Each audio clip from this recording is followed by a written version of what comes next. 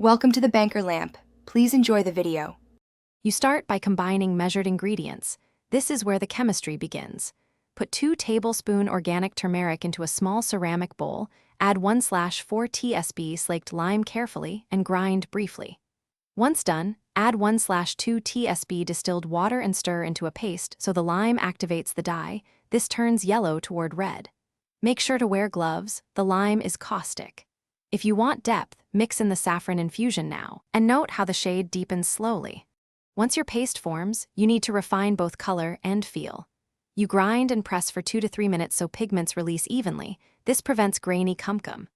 Then, add tiny increments, 1 drop at a time, of saffron water or lemon juice to push the tone toward warm red. Lemon makes it brighter, saffron deepens it. Make sure to test on a white rice grain or paper to check the hue. If too orange, a touch more lime will shift it toward red. Careful. Small amounts. You finish by drying and storing properly so the kumkum lasts. Spread a thin layer on parchment and air dry 24 to 48 hours, or use a fan to accelerate for 6 to 8 hours. Avoid high heat.